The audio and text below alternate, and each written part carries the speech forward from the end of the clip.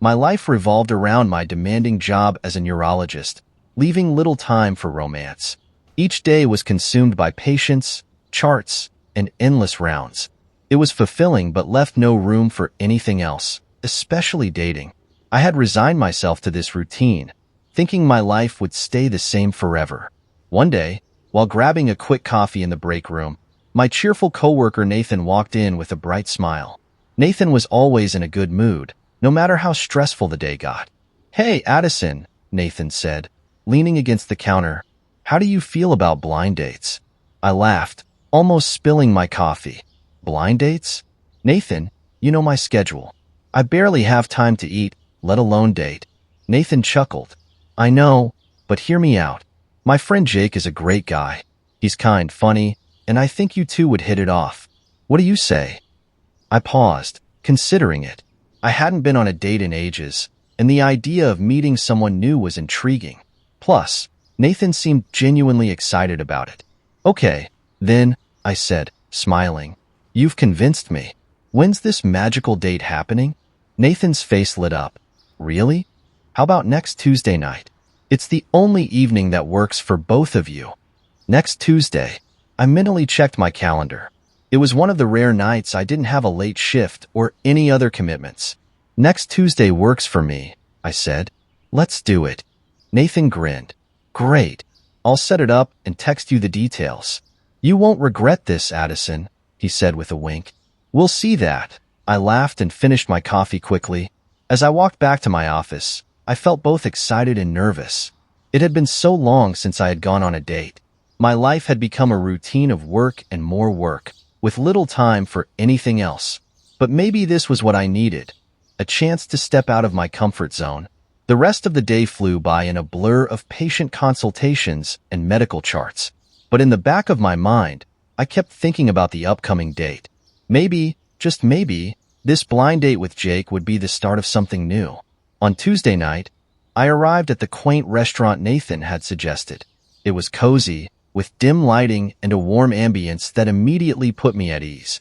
As I walked in, I spotted a man sitting at a table near the window.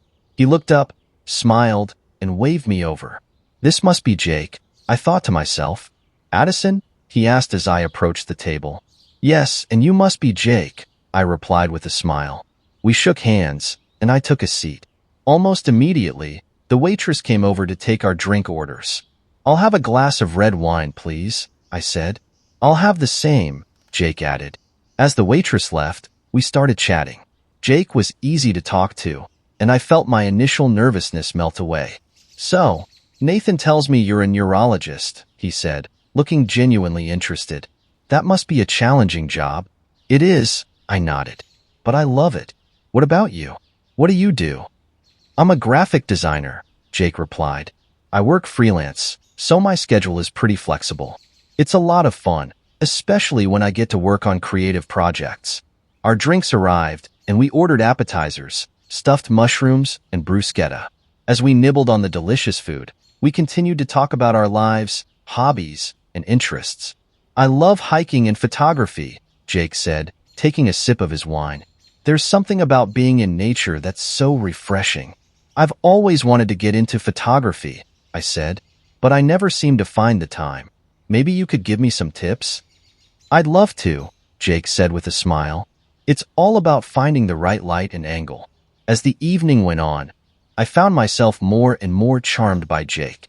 He was kind, funny, and easy to talk to. We laughed a lot, and it felt like I had known him for much longer than just one evening. As we moved on to our main course, Jake looked at me with a smile. "So, Addison, how about we ask each other some more personal questions to break the ice further?" "Sure, that sounds good," I said. "What do you want to know?" Jake leaned in slightly. "How about your 1 to 5 year plan? What are your goals?" I took a moment to think.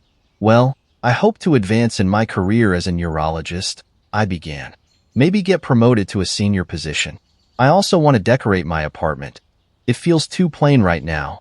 I've been thinking about getting a pet, maybe a cat or a small dog. And I'd love to travel more, see new places, and experience different cultures. Oh, and I want to expand my bookshelf with my favorite novels. I love reading." "That sounds wonderful. You have a lot of exciting plans, he grinned. What about you? I asked, curious to hear about his future plans. I want to grow my freelance business, Jake said. Maybe open my own studio one day. I also love traveling, so I'd like to visit more countries. And believe it or not, I've been thinking about getting a pet too. A dog, probably. We laughed at the coincidence, and it felt nice to find common ground. So, how do you feel about marriage and family? Jake further asked as he sipped his wine. And this is where it all went horribly wrong. Honestly, I'd love to find a partner to share my life with, I told him. Someone who understands and supports me. But marriage isn't a necessity for me. If it happens, great. But if not, that's okay too. As for children, I don't see myself having any. For now, I'm happy with my career and personal goals. Jake leaned forward, looking serious. What if you found the perfect guy? How long before you'd marry him? 3 years, I said. I believe in building a strong foundation. 6 months to really get to know someone, a year of serious dating, and a year and a half of living together before considering engagement or marriage. Jake's face changed, his friendly expression replaced by a frown. He leaned back in his chair, crossing his arms. 3 years? That's a long time. What if someone wants a quicker timeline? I felt a knot forming in my stomach. Well, I think it's important to take time to build a strong relationship. I'm pretty confident about my 3-year plan. Jake's frown deepened, and he abruptly called the waitress. Check, please, he said curtly. She looked confused but quickly brought the bill. Jake, what's wrong? I asked as he stood up, but he didn't bother to answer. He paid and walked out of the restaurant without a glance back. I sat there, stunned and hurt. What just happened? Later, at home, I couldn't stop thinking about the evening. How could Jake just leave like that? Deciding I needed answers, I messaged him. I sent a selfie we took together and wrote, Hey Jake, why did you leave so suddenly? I thought we were having a great time. A few minutes later, his reply came, Don't contact me again. You're indecisive and not serious about what you want. Then, he blocked me. I stared at my phone in disbelief. Was I really that off base?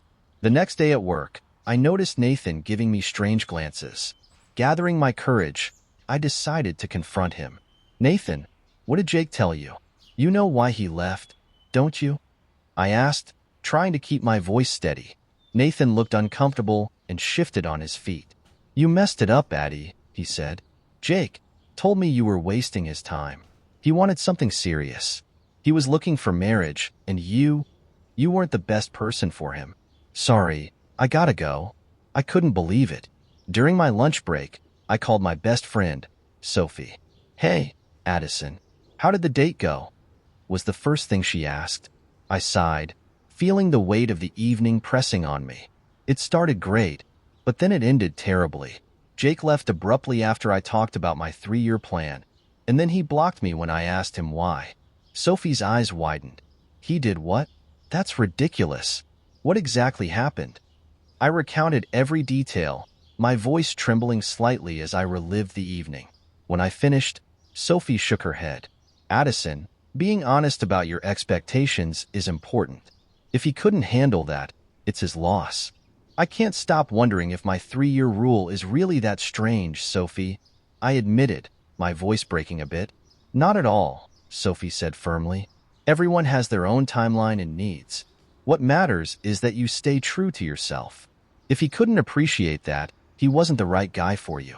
Her words wrapped around me like a comforting blanket, but it didn't ease all my worries.